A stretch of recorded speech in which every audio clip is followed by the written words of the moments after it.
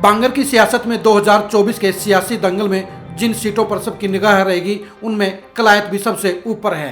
कलायत विधानसभा seat में जहां कांग्रेस के अंदर टिकट के लिए भारी मारामारी रहेगी, वहीं बीजेपी के लिए भी कमलेश ढांडा का विकल्प चुनना एक बड़ी चुनौती बन गया है।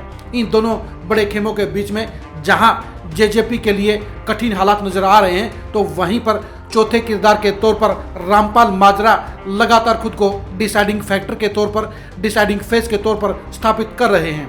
रामपाल माजरा पिछले 25 साल से कलायत और कैथल की पॉलिटिक्स में एक बड़ा चेहरा है। 2024 के चुनाव के लिए रामपाल माजरा ने यह फाइनल ऐलान कर दिया है कि वो हर हाल में चुनाव लड़ने का काम करेंगे। वो चुनाव कहां से लड़ेंगे, किस पार्टी से लड़ेंगे, किसके साथ लड़ेंगे, ये तय नहीं है, लेकिन ये पक्का है कि वो चुनाव लड़ेंगे। रामपाल माजरा की पहली पसंद कांग्रेस है, लेकिन कांग्रेस में रामपाल माजरा के सामने कई चुनौतियां हैं। चुनौती नंबर 1 है जयप्रकाश। पूर्व केंद्रीय मंत्री जयप्रकाश यहाँ से पूर्व विधायक हैं और उनकी टिकट काटना आसान नहीं होगा। उनकी टिकट कटवाने के लिए रामपाल माजरा को रणदीप सुरजेवाला पर भरोसा है। रणदीप सुरजेवाला रामपाल माजरा दोनों के बीच में ही करीबी संबंध रहे हैं, दोनों के बीच में विश्वास का रिश्ता है और रणदीप सुरजेवाला ने भी भरोसा दिला रखा है कि वो उन्हें टिकट दिलाने का काम करेंगे। लेकिन रामपाल माजरा भी कई घाट का पानी पी चुके हैं, कई दौर के हालात को देख चुके हैं और कई नेताओं की हकीकत को तोल चुके हैं। इसलिए रामपाल माजरा टिकट मिलने की गारंटी के बिना दोबारा कांग्रेस की तरफ देखना नहीं चाहते हैं। वो कांग्रेस में टिकट मिलने की गारंटी के बाद ही शामिल होना चाहते हैं। उसके बाद श्वेता ढुल के एंट्री के बाद भी रामपाल माजरा के कान खड़े हो गए हैं। रणदीप सुरजेवाला ने एक्टिविस्ट श्वेता ढुल की कलायत की पॉलिटिक्स में एंट्री करा दी है और वो लगातार घूम घूम कर अपनी पॉलिटिक्स कर रही हैं, चुनाव लड़ने की तैयारी कर रही हैं। इसलिए भी रामपाल माजरा टिकट को लेकर कांग्रेस के प्रति आश्वस्त नहीं है। उन्हें भी पता है कि रणदीप सुरजेवाला की बेशक से वो पहली पसंद हो सकते हैं, लेकिन वो आंखें मूंद कर किसी के ऊपर भी भरोसा नहीं करना चाहते हैं। इसलिए वो अपने बलबूते की पॉलिटिक्स करने के मिशन पर निकल चुके हैं। यानी अगर कांग्रेस की टिकट नहीं मिलती है तो फिर रामपाल माजरा इंडिपेंडेंट भी चुनाव लड़ सकते हैं। दरअसल रामपाल माजरा की पूरी पॉलिटिक्स इनेलो में रही है, चौटाला परिवार में रही है, लेकिन इनेलो आज की तारीख में हाशिए पर जा चुकी है और इनेलो की टिकट पर चुनाव जीतना रामपाल माजरा को मुमकिन नजर नहीं आता है। बेशक रामपाल माजरा चौधरी देवलाल की जयंती पर 25 सितंबर को इनेलो की रैली में शामिल हुए थे और रैली कैथल में ही हुई थी, लेकिन ये अभी तय नहीं है कि रामपाल माजरा क्या इनेलो में शामिल होकर उसके चुनाव लड़ने का काम करेंगे। रामपाल माजरा के लिए एक चौथी पार्टी है जेजेपी। जेजेपी के नेता दुष्यंत चौटाला कभी भी रामपाल माजरा को रास नहीं आए हैं। उनके पिता अजय सिंह चौटाला के साथ भी रामपाल माजरा का 36 का आंकड़ा रहा। यही वजह है कि इनेलो के विभाजन के बाद रामपाल माजरा जेजेपी में नहीं गए और 2024 की पॉलिटिक्स में भी रामपाल माजरा किसी भी सूरत में जेजेपी की तरफ रुख नहीं करेंगे। ऐसे में रामपाल माजरा के पास विकल्प क्या बचता है? रामपाल माजरा के पास विकल्प यही बचता है कि वो फिलहाल अपने बलबूते पर अपना जनाधार बढ़ाने का काम करें, सारे गांव के दौरे करके वो अपने वोट बैंक को लामबंद करें और यही काम वो बखूबी कर रहे हैं। मित्र मिलन समारोह के जरिए रामपाल माजरा लगातार गांव में जाकर अपने वोट बैंक को मजबूत करने का काम कर रहे हैं। रामपाल माजरा ने आज नरड गांव में एक बड़े मित्र मिलन समारोह को संबोधित किया। इस समारोह में लोगों की बड़ी हाजिरी रही। पहले आप खुद ही सुनिए कि रामपाल माजरा ने इस समारोह में क्या कहा। जब तक किसान की जीरी नहीं लुट गई, जब सूरजमुखी आती है तो फिर किसान ने धरने देने पड़ते हैं कि इसको किसी प्रकार से ले ले सरकार। इसलिए कह रहा हूं कि इस प्रकार के कानून बनाए कि मेरी फसल मेरा ब्यौरा, फसल मेरी ब्यौरा किसी और का लगे, और इसी प्रकार से खाद के, बीज के, रसोई गैस के दाम बढ़ने लगे, खर्चा बढ़ने लगे और आमदनी कम होने लगी। किसान और मजदूर आत्महत्याएं करने लगे।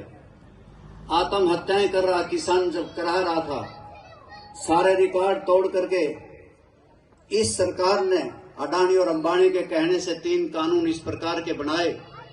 ये कहने लगे कि ये किसानों के हित में है, परंतु जब किसानों के बेटों ने उनको पढ़ा तो वो किसान विरोधी थे। उसमें लिखा था कि इन जमीनों के मालिक अडानी और अंबानी हो जाएंगे। उसमें लिखा था कि एमएसपी का कानून नहीं बने पाएगा। उसमें लिखा था कि बड़े बड़े उद्योगपति, पूंजीपति आपने देख लिया होगा कि रामपाल माजरा के इस मित्र मिलन समारोह में लोगों की बड़ी हाजिरी थी और ऐसी हाजिरी बता रही है कि रामपाल माजरा को इग्नोर करना किसी भी पार्टी के लिए मुमकिन नहीं होगा।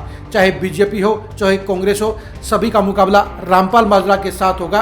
अगर रामपाल माजरा को कांग्रेस की टिकट मिल जाती है तो वो 20 से 30 हज़ार वोटों से चुनाव जीतने का काम करेंगे। अगर रामपाल माजरा इनेलो की टिकट पर भी आते हैं तो भी वो कड़ी फाइट देने का काम करेंगे और अगर रामपाल माजरा इंडिपेंडेंट चुनाव लड़ते हैं तो भी वो मुकाबले के मुख्य किरदार रहेंगे। इसकी वजह है रामपाल माजरा की अपनी पकड़।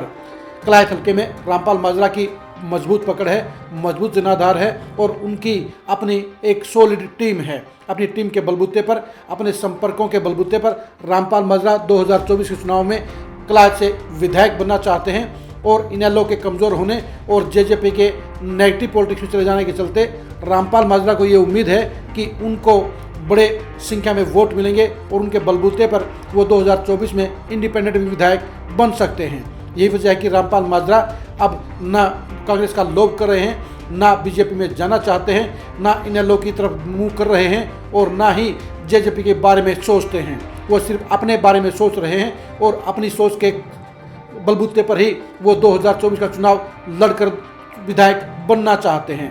रामपाल माजरा की सियासत का रुख बता रहा है, रामपाल माजरा के सियासी पैतरे बता रहे हैं कि वो पूरी तरह से नाप तोल कर ही फाइनल फैसला लेंगे। वो तय करेंगे किस पार्टी में जाना है, किस पार्टी में चुनाव लड़ना है और किस तरह से विधायक बनना है। रामपाल माजरा 2024 का चुनाव आर पार का चुनाव लेकर चल रहे हैं। वो हर हाल में चुनाव लड़ने का ऐलान कर चुके हैं, इसलिए रामपाल माजरा के बारे में किसी को शक नहीं है कि वो चुनाव नहीं लड़ेंगे। रामपाल माजरा हर हाल में चुनाव लड़ेंगे और इसीलिए वो सबसे पहले चुनावी तैयारी में जुट गए हैं। जहां जयप्रकाश को अपनी टिकट कटने का खतरा सता रहा है, वहीं श्वेता ढुल को भी सियासी पिच की समझ नहीं है।